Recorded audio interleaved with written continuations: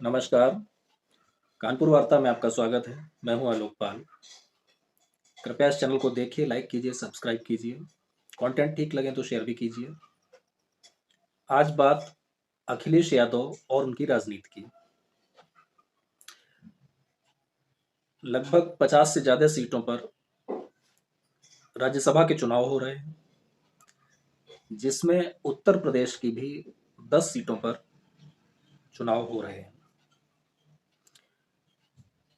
इन चुनावों में विधानसभा में विभिन्न पार्टियों की जो स्ट्रेंथ है, उसके हिसाब से भारतीय जनता पार्टी को 7 सीटें और कुछ 2-3 वोटों का जुगाड़ करके समाजवादी पार्टी को 3 सीटें मिलने की पूरी संभावना थी।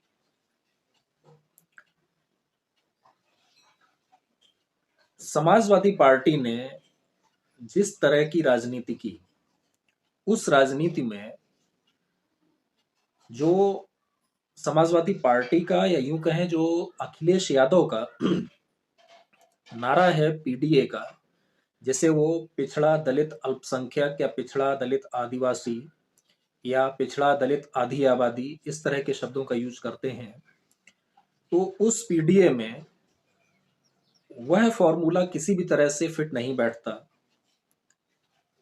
जो जो प्रत्याशी उन्होंने दिए हैं।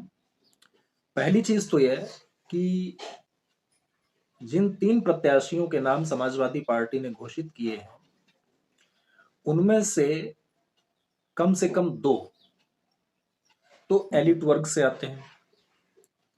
जया बच्चन फेमस नाम है,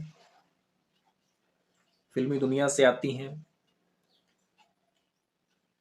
उनका अखिलेश यादव के परिवार से पिछले काफी समय से करीबी नाता रहा है,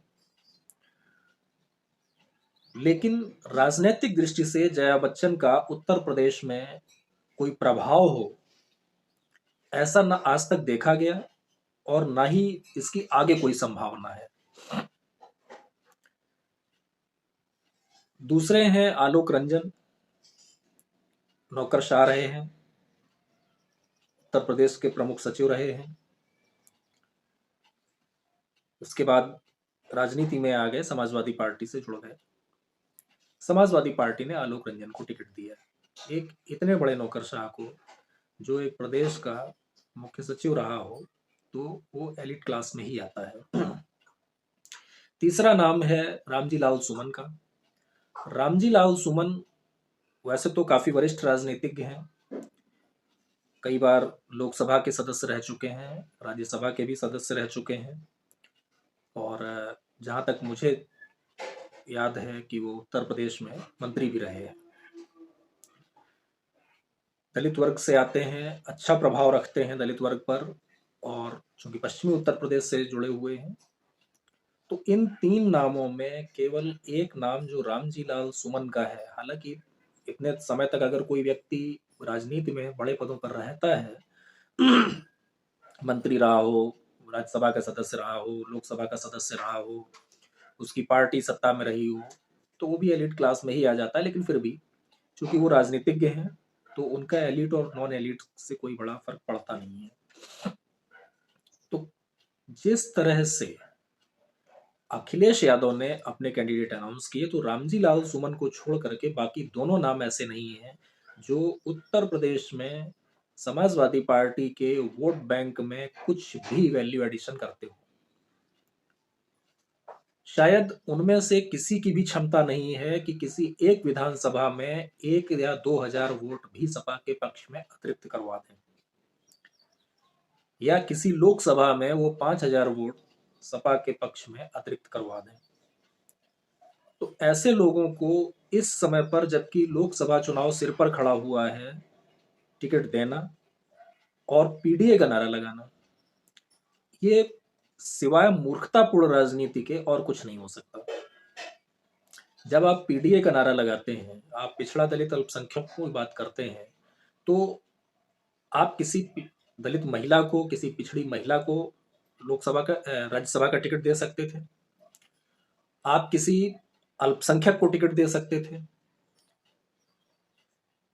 आप किसी जनजातीय वर्ग के व्यक्ति को टिकट दे सकते थे, और अगर आपको उच्च वर्ग से ही किसी को टिकट देना था तो एक ऐसे व्यक्ति को टिकट देते जिसका राजनीतिक समर्पण हो। आप एलीट क्लास के ऐसे लोगों को लेकर के आए हैं जो राजनीतिक दृष्टि से देखा जाए तो बिल्कुल दो कौड़ी के लोग हैं। ये किसी तरह का वैल्यू एडिशन आपके लिए नहीं कर सकते।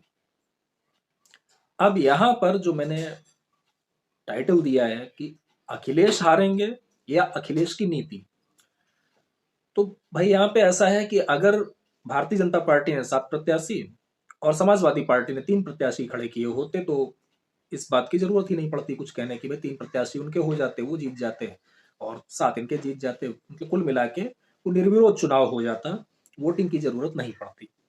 लेकिन चूंकि भारतीय जनता पार्टी इस समय पर लोकसभा चुनाव सिर पर है तो हर पार्टी राजनीति करती है, तो राजनीति करने के उद्देश्य से जब भारतीय जनता पार्टी ने देखा कि इनके प्रत्याशी इस तरह के हैं और इनकी पार्टी के अंदर और उनके गठबंधन के अंदर बगावत हो रही है, तो भारतीय जनता पार्टी ने मौका ताड़ते हुए एक धन्ना सेठ,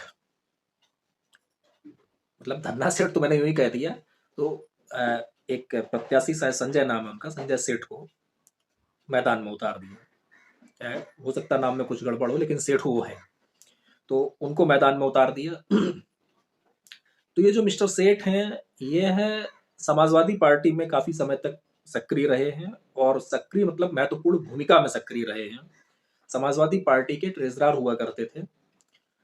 तो जाहिर सी बात है कि समाजवादी पार्टी के बहुत सारे नेताओं से, बहुत सारे ऐसे विधायकों से जो समाजवादी पार्टी के प्रति समर्पित रहे हैं, उनसे उनके संपर्क होंगे, ना भी हो लेकिन एक इंप्रेशन तो उस तरह का जाता ही है। तो भारतीय जनता पार्टी ने सेठ साहब को 8वें प्रत्याशी के रूप में मैदान में उतार दिया। अब भाजपा ने जो पहले 7 प्रत्याशी घोषित किए हैं, उनमें से अगर आप देखेंगे तो ज्यादातर लोग वह हैं जो पार्टी के प्रति समर्पित रहे हैं, अगर आरपीएन सिंह को छोड़ दिया जाए। आरपीएन सिंह चूंकि कांग्रेस से भाजपा में आए हैं, उनकी उपयोगिता समझती होगी भाजपा, तो आरपीएन सिंह को अगर छोड़ दिया जाए तो ज्यादातर लोग पार्टी के प्रति समर्पित रहे हैं, पार्टी के साथ वफादार रहे हैं, पार्टी के लिए सालों साल काम किया है। और एक कोई मिस्टर मौर्य हैं, तो उनके विषय में तो बताया जाता है कि विधानसभा के चुनाव में मौर्य जिस सीट से चुनाव लड़ना चाहते थे वह गठबंधन में अनुप्रिया पटेल के साथ चली गई। पार्टी ने मौर्य जी से कहा कि आप ऐसा कीजिए कि हम अपना दल से यानी कि अनुप्रिया पटेल से हम बात कर लेते हैं, आप जिस सीट से चुनाव लड़ना चाहते हैं उस सीट से चुनाव लड़ लीजिए, लेकिन उनके टिकट पे यानी कि अपना दल के टिकट पे चुनाव लड़ लीजिए। तो उन्होंने मना कर दिया। उन्होंने कहा कि मैं अगर एमएलए बनूंगा तो भारतीय जनता पार्टी के टिकट पे बनूंगा, ना कि किसी दूसरी पार्टी के टिकट पे। और उसका उनको इनाम मिला, उनको राज्यसभा के लिए भेज दिया गया। संजय सेठ को भाजपा ने 8वें प्रत्याशी के रूप में उतारा है। उसके पीछे बहुत सारे कारण हैं। एक तो ये कि उनके वो सपा में लंबे समय तक कार्यरत रहे हैं, तो एक ये इंप्रेशन जाता है कि सपा के लोगों से उनकी अच्छी पड़ती है और वो कुछ वोटों का इंतजाम कर सकते हैं। 27 या 28 वोट सब भारतीय जनता पार्टी के पास एक्स्ट्रा है। अगर संजय सेठ राजा भैया को मना पाते हैं तो 2 वोट वहां से इंतजाम हो जाएगा। बहुजन समाज पार्टी का 1 वोट का इंतजाम वो कर सकते हैं। 2 वोट कांग्रेस पार्टी के हैं तो उनके तो मिलने की संभावना कम है, लेकिन राजनीति में आप जानते हैं कुछ भी हो सकता है। तो ऐसी स्थिति में अगर सपा का एक भी प्रत्याशी चुनाव हारता है, वो कोई भी हो सकता है। अब यहां पर जो एक राजनीति वाली बात है वह यह है कि अखिलेश यादव किसको जिताएंगे, खुद को जिताएंगे या अपनी नीति को जिताएंगे। अगर अखिलेश यादव के 2 प्रिय कैंडिडेट, पहले जया बच्चन और दूसरे आलोक रंजन, इन दोनों में से अगर कोई भी चुनाव हारता है तो उस स्थिति में इसे अखिलेश यादव की हार माना जाएगा। और अगर रामजी लाल सुमन चुनाव हारते हैं तो उस स्थिति में इसे अखिलेश यादव की नीति की हार माना जाएगा, क्योंकि रामजी लाल सुमन पीडीए का हिस्सा है। ना तो जया बच्चन पीडीए का हिस्सा है और ना ही आलोक रंजन, लेकिन ये दोनों अखिलेश यादव के बहुत ज्यादा प्रिय हैं। अखिलेश यादव ऐसी स्थिति में फंस गए हैं कि वह कुछ भी अफोर्ड करने की स्थिति में नहीं है। ना वो जया बच्चन की हार अफोर्ड करने की स्थिति में है, ना वो आलोक रंजन की हार अफोर्ड करने की स्थिति में है। और अगर रामजी लाल सुमन, जो कि उनके प्रिय नहीं है लेकिन राजनीतिक कारणों से उनको टिकट दिया गया, अगर रामजी लाल सुमन हारते हैं तो यह उनकी नीति की हार हो जाएगी, क्योंकि वो फिर पीडीए हार जाएगा। तो अखिलेश यादव बहुत ही मुश्किल में फंस गए हैं इस राज्यसभा चुनाव में, और उससे ज्यादा मुश्किल में वो फंसने वाले हैं आने वाले लोकसभा चुनाव में। जिस तरह से पल्लवी पटेल ने इस नामांकन का विरोध किया है, जिन लोगों के नाम समाजवादी पार्टी ने चुने, उससे जो थोड़ी बहुत उम्मीद थी कुर्मी मतदाताओं के सपा के पक्ष में जाने की, वह खत्म हो जाती है। क्योंकि अनुप्रिया पटेल का वैसे तो प्रभाव काफी है, लेकिन जो थोड़ा बहुत प्रभाव कटता था पल्लवी पटेल की वजह से या उनकी मां कृष्णा पटेल की वजह से, तो अब चूंकि वो अकेले तो किसी स्थिति में है नहीं, सपा के साथ आए तो कम से कम पल्लवी पटेल एमएलए तब भी बन गई, अदरवाइज वो अकेले किसी स्थिति में नहीं है। तो वो जो एक मतदाता होता है जिसको एक विशेष चिढ़ होती है किसी पार्टी से, जैसे कि एक कुर्मियों का बड़ा वर्ग है, बड़ा तो नहीं लेकिन मतलब एक छोटा वर्ग है जो खासतौर से नौकरी पेशा वर्ग है, तो उसे भाजपा की नीतियों से चिढ़ रहती है और भाजपा से ज्यादा वर्तमान में उन्हें नरेंद्र मोदी से चिढ़ रहती है। तो वो जो वर्ग था अब उसके लिए एक बड़ी मुश्किल हो जाएगी। दूसरा, जिस तरह से स्वामी प्रसाद मौर्य ने सपा की पिछले कई महीनों में छीछा लेदर करने के बाद समाजवादी पार्टी के महासचिव पद से इस्तीफा दिया है, उससे भी समाजवादी पार्टी के ऊपर बहुत फर्क पड़ेगा। जो समाजवादी पार्टी है सोच रही थी, जिसके मन में लड्डू फूट रहे थे कि स्वामी प्रसाद मौर्य जो ये ऊट पटांग बयान दे रहे हैं, उससे जो दलितों का एक वर्ग है जो अपने आप को नव बौद्ध कहता है, वह उसके साथ जुड़ सकता है या जुड़ जाएगा। तो स्वामी प्रसाद मौर्य ने ऐसे मौके पर अपनी नाराजगी जाहिर करके जो वह वर्ग जुड़ सकता था उसे भी खत्म कर दिया है। तो दलितों का वह वर्ग जिसे नवबौद्ध कहा जाता है, या जो एंटी हिंदू वर्ग है दलितों में, वह जो थोड़ी बहुत संभावना थी समाजवादी पार्टी के साथ जुड़ने की, स्वामी प्रसाद मौर्य के इस तरह के आक्रामक बयानों और पार्टी के महासचिव पद से इस्तीफा देने के बाद वह भी खत्म हो गया। अब उत्तर प्रदेश में आने वाले लोकसभा चुनाव में सपा की स्थिति बहुत ही कमजोर हो गई है, क्योंकि जयंत पहले ही छोड़ के जा चुके हैं, राजभर ने विधानसभा के चुनाव के बाद ही छोड़ दिया था, पल्लवी पटेल ने जिस स्तर तक की बयानबाजी कर दी है, तो उसके बाद इस बात की संभावना लगभग क्या जीरो ही हो जाती है, खत्म हो जाती है कि वो आगे समाजवादी पार्टी के साथ रहेंगे।